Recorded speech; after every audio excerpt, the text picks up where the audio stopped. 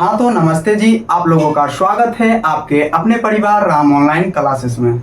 जैसा कि आप लोग को पता ही होगा कि आज हम लोग पढ़ने वाले हैं बायोलॉजी। अब बायोलॉजी का लेसन नंबर पढ़ने वाले हैं 5, जिसका क्या नाम है, नियंत्रण और समन्वय। तो आप लोगों से एक रिक्वेस्ट है कि वीडियो को बिना स्किप किए लास्ट तक देखते रहिए। तो चलिए शुरू करते हैं। क्लास 10th का लेसन नंबर 5 क्या है, जिसका क्या नाम है, नियंत्रण और समन्वय। नियंत्रण और समन्वय। नियंत्रण मतलब क्या होता है सर, पहले इसको हेडिंग को थोड़ा समझ लेते हैं। ठीक है, नियंत्रण मतलब बोले तो कंट्रोल। इंसान को क्या रखना चाहिए, खुद के ऊपर कंट्रोल रखना चाहिए। समन्वय सर समझ में नहीं आया, तो समन्वय को आप ऐसा समझ सकते हो कि आप भोजन तो खाते होगे। हाँ सर, इसमें कौन सी बड़ी बात है, भोजन खाते हैं।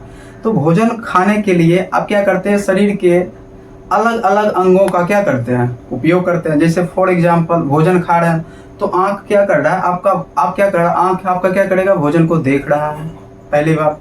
उसके बाद आप भोजन को खाने के लिए हाथ का इस्तेमाल करते हैं, हाँ सर कर रहे हैं। खाने के लिए आप मुंह में डालते हैं, हाँ सर करते हैं। उसके बाद आप क्या करते हो, अब नाक क्या करता है, वो भोजन को, जो भोजन का जो गंध है उसको सूंघता है। ठीक है, तो आप बोल सकते हो कि शरीर के अलग अलग अंग मिलकर एक ही कार्य करे, उसको बोलते हैं समन्वय। उसको क्या बोलते हैं, समन्वय। अब नियंत्रण तो एटलीस्ट मान लीजिए कि आप खाना खा रहे हो तो एटलीस्ट आप पर क्या होगा, नियंत्रण तो होगा, यानी आपके माइंड क्या होगा, नियंत्रित ही होगा। यदि नियंत्रित नहीं होगा तो डेफिनेटली यदि आपको कोई खाना देगा तो आप क्या करेंगे, खाना को ऐसा करके नचा के फेंक देंगे, डेफिनेटली उसमें क्या होगा, आपका नियंत्रण खो जाएगा। यदि मैं आपको कुछ चीज़ें एक्सप्लेन कर रहा हूँ तो डेफिनेटली मेरी बॉडी उसी के अकॉर्डिंग रिएक्ट कर रही है। तो इससे आप पता कर सकते हैं कि ये क्या है, इसमें ऑटोमेटिक हमें क्या है, नियंत्रण है, तभी तो मतलब रिस्पॉन्स कर रहे हैं। ठीक है, तो नियंत्रण और समन्वय मेरे ख्याल से एग्जाम में नहीं आएंगे, तो सिर्फ इसको समझना था कि नियंत्रण मतलब होता है, बोल सकते हैं कंट्रोल खुद पे रखना। समन्वय मतलब शरीर के अलग अलग, बोल सकते हैं अलग अलग अंग मिलके जब एक ही कार्य करे उसको बोलते हैं समन्वय। तो आपका मैंट, अब हेडिंग पे आते हैं तो अनुवर्तन किसको बोलते हैं, अनुवर्तन किसको बोलते हैं। पौधों में ब्राहा उद्दीपन, पौधों में ब्राहा उद्दीपन के कारण, पौधों में ब्राहा उद्दीपनों के कारण जो गति होता है उसको क्या बोलेंगे, अनुवर्तन। सर नहीं समझ में आया।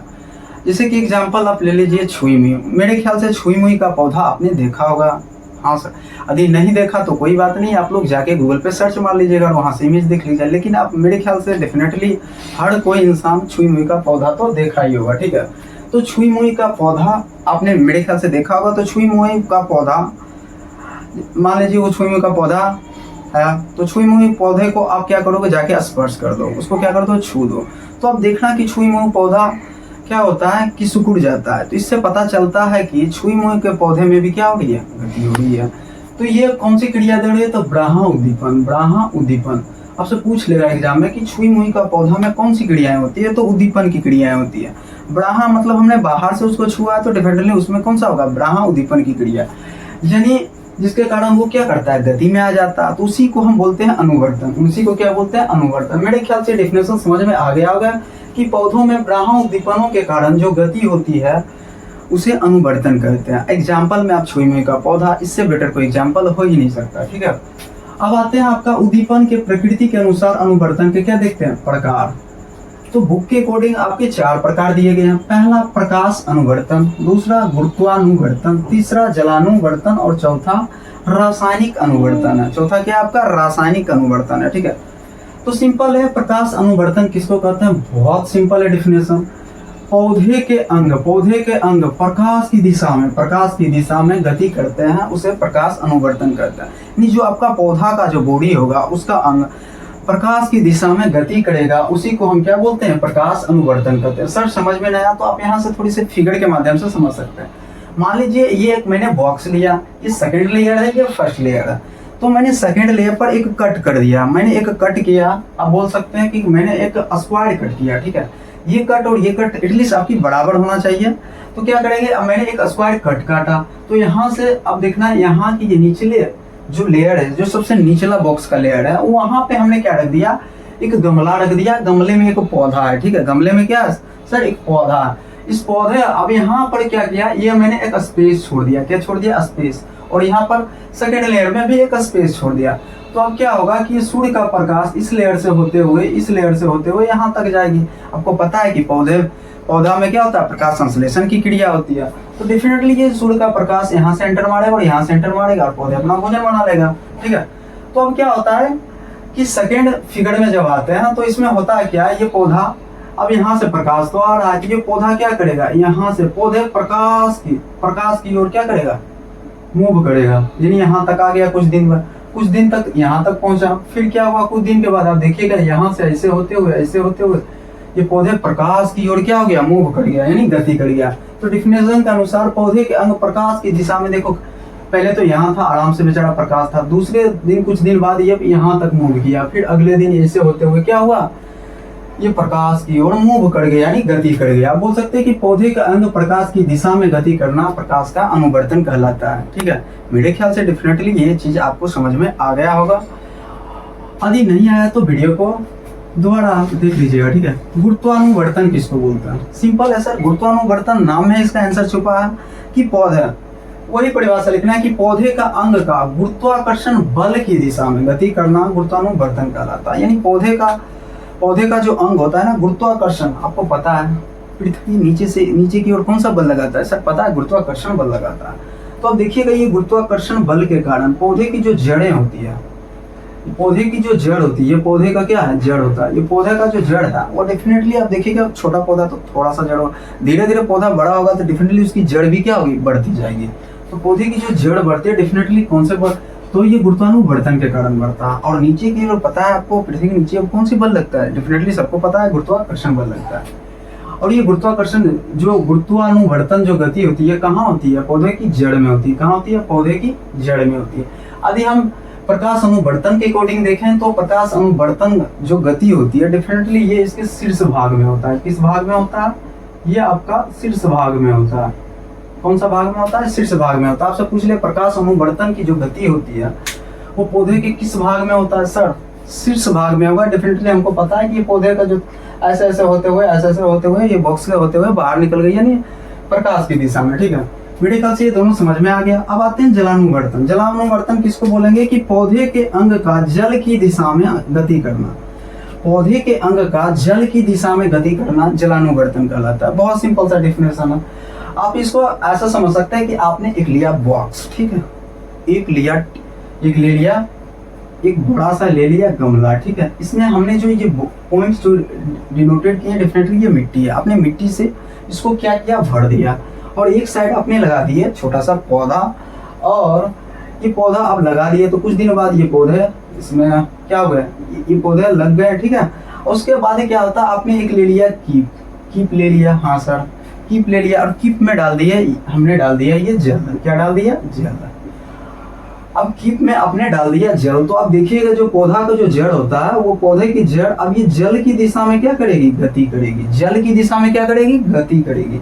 तो इससे हमें साफ पता चलता है कि पौधे के अंग जब जल की दिशा में गति करती है तो उसी को हम जलानुवर्तन कहते हैं। तो ये जो पौधे की जड़ है, तो ये पूछेगा जलानुवर्तन पौधे के किस भाग में होता है, तो बोल सकते हैं जड़ में। किस में होता है, जड़, क्योंकि ये जड़ की ओर क्या कर, इसकी जड़ जल की ओर गति कर रहा है, तो इसको हम क्या बोलेंगे, जलानुवर्तन कर लेंगे। मेरे ख्याल से ये आपको समझ में आ गया होगा। अब नेक्स्ट देखते हैं आपका है रासायनिक अनुवर्तन। रासायनिक अनुवर्तन, तो आप डेफिनेशन देखिए, पौधे में रासायनिक उद्दीपनों के द्वारा जो गति होती है उसे रासायनिक अनुवर्तन कहते हैं। यानी पौधे में रासायनिक उद्दीपनों के द्वारा जो गति होता है उसको रासायनिक उद्दीपन कहते हैं। इसकी एग्जाम्पल की बात करें तो क्या होगा, परागकण से निकलने वाली पराग नलिका की बीजांड में होने वाली गति। सर ये एग्जाम्पल से तो हमको क्लियर नहीं हुआ, तो आप ऐसा समझिए, इस फिगर के माध्यम से समझिए, ठीक है। ये मैंने बना दिया, यह मान लीजिए इनिशिएशन की प्रक्रिया किसमें होगी, पुष्प में होगी, ठीक है। तो ये हमने बना दिया। तो अब आपको पता है कि परागकण पुंकेश्वर में आपका क्या पाया जाता है, सर सबको पता है, पोषे पुंकेश्वर पोषे परागकण, नहीं पुंकेश्वर में आपका परागकण पाया जाता है, ठीक है। तो ये देखिए जो ये लेयर जो आपको दिख रहा है ये आपका परागकण है। क्या है, परागकण है, ठीक है। तो ये जो आपको दिख रहा है यहाँ से यहाँ तक सर ये वर्तिकाग्र है, ठीक है। और यहाँ से यहाँ तक जो आपको दिख रहा है वो आपका वर्तिका है, ठीक है। और यहाँ से यहाँ तक का जो लेयर दिख रहा है ये आपका अंडाशय है। मेरे ख्याल से यहाँ तक समझ में आ गया होगा, ठीक है। अब होता क्या है कि परागकण परागकण ये किससे कनेक्टेड होती है? वर्तिकाग्र से कनेक्टेड होता है। मतलब वर्तिकाग्र की सतहों पर से ये क्या करता है? परागकण वर्तिकाग्र की सतहों से पोषक तत्व को अवशोषित कर लेता है, अवशोषित करके वो वृद्धि कर लेता है। ठीक है, कौन? परागकण। तो ये वर्तिकाग्र बेचारा करता है, भाई तुमने तो वृद्धि कर लिया, अब इसको आ गया गुस्सा। इसको क्या गया? गुस्सा। तो ये बेचारा वर्तिकाग्र एक केमिकल छोड़ देता है। क्या करता है? केमिकल छोड़ देता है। तो केमिकल क्या किया? छोड़ दिया। तो ये केमिकल छोड़ देता है और ये केमिकल कहाँ जाता है? परागकण में। अब ये केमिकल वर्तिकाग्र क्या करता है? केमिकल को छोड़ देता है। तो केमिकल जैसे ये रासायनिक कुछ चीज छोड़ती है, का स्राव करता है, तो ये जाता है आपका परागकण में। अब परागकण क्या करता है? तो ये परागकण क्या करता है? परागकण जब इसमें केमिकल जाता है तो ये एक नली का निर्माण करता है। ये क्या करता है? एक नली का निर्माण करता है, जिसको हम बोलते हैं पराग नलिका। ठीक है, परागकण में जैसे ही केमिकल जाता है वो एक नली का निर्माण कर देता है, जिसको हम बोलते हैं पराग नलिका। जिसको क्या बोलते हैं? पराग नलिका। ये आपको दिख रहा होगा, ये पराग नलिका है। ठीक है, अब पराग नलिका को भी गुस्सा आता है, बोला भाई अब तुमने केमिकल छोड़ा तो हम क्यों पीछे हटे, हम भी छोड़ेंगे। तो ये पराग नलिका के शीर्ष पर एक एंजाइम, ये एक एंजाइम निकलता है। पराग नलिका अपने शीर्ष भाग से एक एंजाइम का स्राव करता है और जैसे ही एंजाइम का स्राव करता है तो ये वर्तिकाग्र को क्या करता है? नष्ट कर देता है। वर्तिकाग्र को बोलता है भाई तुम निकल लो। तो ये वर्तिकाग्र को नष्ट कर देता है और ये अंदर ही अंदर वर्तिका से होते हुए अंडाशय से होते होते ये बीजांड में पहुंच जाता है। कहाँ पहुंच जाता है? बीजांड में। तो मैंने वही लिख रखा है कि परागकण से निकलने वाली पराग नलिका की बीजांड में होने वाली गति। तो परागकण से अब देखें वर्तिका को नष्ट कर दिया और वर्तिका से होते हुए अंडाशय से होते हुए कहाँ पहुंच गया? बीजांड। ये जो लेयर दिख रहा है वो क्या है? बीजांड है। ठीक है, तो आज की क्लास यहीं तक एंड करते हैं और मिलते हैं नेक्स्ट वीडियो में। तब तक के लिए थैंक यू।